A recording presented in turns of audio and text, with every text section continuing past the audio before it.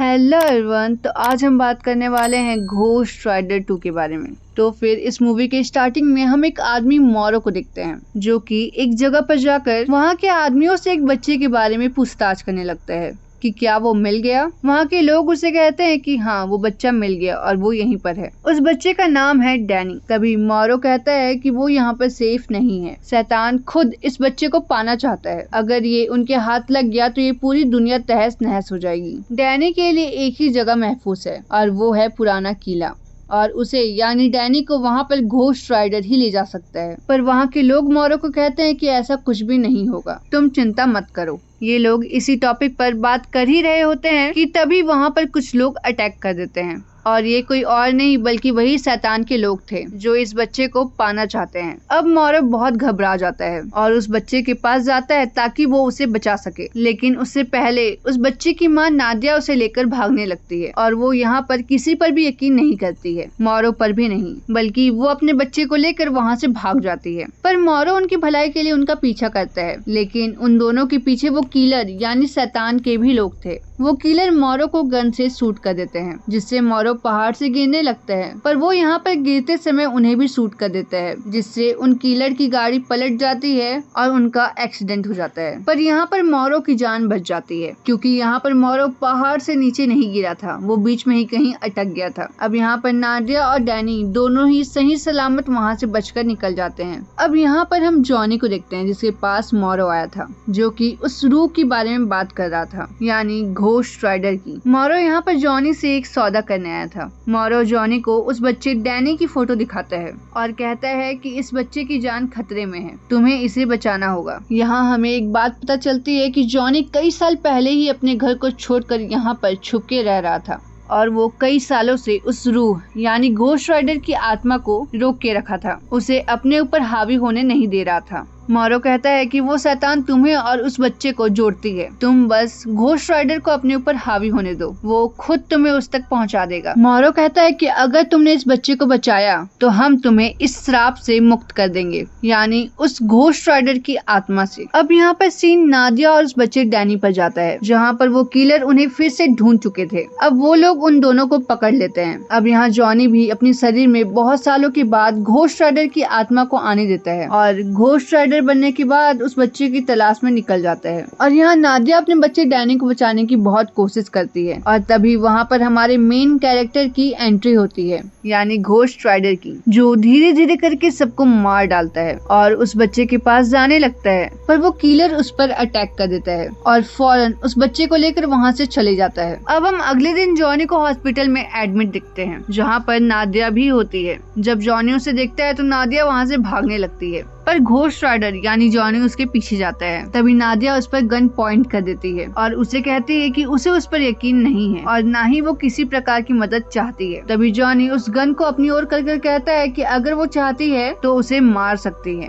और ये देखकर नादिया गन को नीचे कर लेती है। और यहाँ दूसरी तरफ हम उस किलर को देखते हैं जिसके पास डैनी था, और वो किलर अपने बॉस को कॉल करता है, यानी जो उससे ये काम करवा रहा था, यानी वही शैतान। पर शायद उस किलर को ये बात पता नहीं था कि वो जिस आदमी के लिए काम कर रहा है आखिरकार वो है कौन। वो किलर उस शैतान को बताता है कि वो बच्चा मिल गया है और वो इस बच्चे के बदले में डबल पैसा मांगता है, क्योंकि यहाँ पर उसका सामना घोस्ट राइडर से हुआ था, जिसे वो तो नहीं जानता पर वो शैतान अच्छे से जानता है। वो उसके बारे में उस शैतान को बताता है, जिससे वो शैतान उसे पहचान लेता है, जिसे सुनकर वो फौरन डैनी को कॉल देने को कहता है। तभी वो कॉल में कुछ कहने लगता है। उसके बाद वो शैतान उस किलर को कहता है कि तुम अब टेंशन मत लो, वो अब इस बच्चे तक नहीं पहुंच पाएगा, बस अब तुम संभल के रहना, क्योंकि वो तुम तक पहुंच सकता है। अब यहाँ दूसरी तरफ नादिया जॉनी को कहती है कि कल भी तो तुमने उसे ढूंढ लिया था ना, तो क्या आज भी तुम उसे ढूंढ पाओगे? तभी जॉनी कहता है कि नहीं, क्योंकि वो कल डैनी को महसूस कर पा रहा था, पर अब उसे किसी भी तरह का महसूस नहीं हो रहा है, वो बस उसके पहुंच से बाहर है। यहाँ हमें पता चलता है कि जॉनी के पास जो पावर है वो पावर दरअसल उस शैतान ने दी थी। जॉनी ने अपने पिता को बचाने के लिए उस शैतान से सौदा किया था, और नादिया जो कि डैनी की माँ है उसने भी उस शैतान से सौदा ही किया था। यहाँ पर डैनी किसी और का नहीं बल्कि उस शैतान का ही बच्चा है।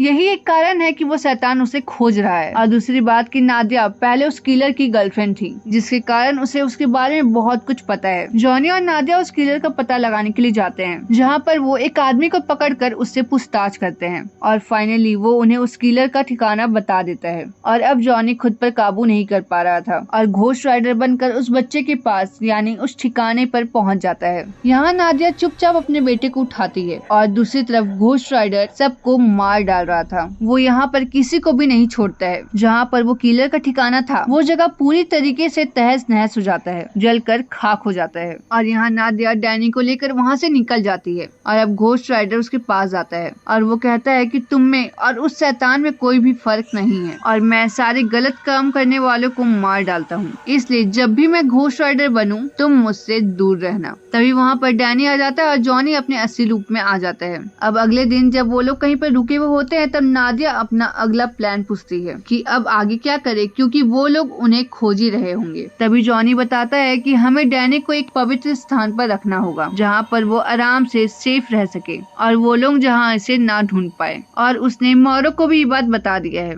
और वो उन्हें रास्ते में ज्वाइन करेगा। और यहाँ दूसरी तरफ जहाँ पर घोस्ट राइडर ने सारा चीज तबाह कर दिया था वहाँ पर वही शैतान आता है और उस किलर को अपना काम और अपना वादा पूरा करने को कहता है, पर उसकी हालत ठीक नहीं थी, वो बस मरने ही वाला था। तभी वो शैतान उसे भी एक पावर दे देता है जिससे वो किलर पूरी तरीके से बदल जाता है और वो अब जिस किसी भी चीज को छूता है वो तुरंत ही सड़ के गल जाती है, चाहे वो किसी तरह का सामान हो या फिर इंसान। अब यहाँ पर डैनी, नादिया, मॉरो और जॉनी साथ साथ खुशी खुशी वहाँ से निकल जाते हैं। और अब यहाँ पर जॉनी भी डैनी की परवाह करने लगा था। मॉरो अब उन सबको एक पवित्र स्थान ले जाता है जहाँ पर डैनी सुरक्षित रह सकता है, पर वहाँ के लोग काफी अजीब थे। मॉरो डैनी को उन लोगों के पास छोड़ देता है और जॉनी को लेकर एक गुफा में आता है, क्योंकि मॉरो ने ही कहा था कि वो उसे घोस्ट राइडर की आत्मा से मुक्त कराएगा। पर उससे पहले जॉनी ये जानना चाहता था कि उस शैतान ने आखिरकार किसकी पावर उसकी बॉडी में डाली है। जहाँ मॉरो उसे बताता है कि ये एक फरिश्ता था जिसका काम इंसाफ करना था और वो यहाँ पर हमारे इंसाफ के लिए आया था, लेकिन उसे धोखे में फंसा लिया गया और उसकी बुद्धि भ्रष्ट कर दी गई, जिससे वो मासूमों की हिफाजत करने के बदले गुनहगारों को मारने की लालसा पैदा कर दी गई, जिससे वो घोस्ट राइडर बन गया। अब जॉनी को मॉरो आगे भेज देता है क्योंकि उस गुफा के आगे जॉनी को अकेले ही जाना था, जहाँ जाने के बाद उसके शरीर से खुद ब खुद घोस्ट राइडर की आत्मा निकल जाती है और वो एक नॉर्मल इंसान बन जाता है। लेकिन जैसे ही वो बाहर आता है उसे अजीब से आवाजें आने लगती है। जब वो वहाँ जाता है तो वहाँ के लोग उसे पकड़ लेते हैं और वो उस बच्चे को मार डालना चाहते थे क्योंकि उसके अंदर शैतानी ताकतें हैं और उस आदमी ने मॉरो को धोखा दिया है। वो बस इसे बचाने के लिए लाए थे, पर वहाँ के लोग इसे मार डालना चाहते थे क्योंकि वो कल 13 साल का हो जाएगा और अगर ये हाथ से निकल गया तो सब तबाह हो जाएगा और हम ऐसा होने नहीं देंगे। उससे पहले हम इसे मार डालेंगे। मॉरो और जॉनी दोनों ही उसे रोकने की कोशिश करते हैं, पर कोई भी फायदा नहीं होता है। वो लोग उसे अपने साथ ले ही जाते हैं और जैसे ही वो लोग उसे मार डालने वाले होते हैं कि तभी वहाँ पर वो किलर आ जाता है जो कि अपनी पावर से उन सबको सड़ा कर मार डालता है और डैनी को उठाकर उस शैतान के पास ले जाता है। अब वहाँ पर वो लोग उस प्लेस में आते हैं जहाँ उस प्लेस की ऐसी हालत देखकर दंग रह जाते हैं, जहाँ पर मॉरो बताता है कि आज ही भविष्यवाणी का दिन है। भविष्यवाणी के मुताबिक आज जब वो 13 साल का हो जाएगा तो रात को एक रस्म निभाई जाएगी जिसमें वो शैतान सारी काली शक्ति डैनी के अंदर डाल देगा और साथ ही साथ खुद की आत्मा भी, जिससे वो शैतान डैनी की बॉडी में रहेगा। अब वो लोग उसे ढूंढने का प्लान बनाते हैं और यहाँ हम उस शैतान को डैनी के पास देखते हैं जो उससे बहुत ही प्यार से बात कर रहा था। वो कहता है कि मैं जिस शरीर में रहता हूँ वो बहुत ही कमजोर है, लेकिन तुम्हारे शरीर में एक अंश इंसानी है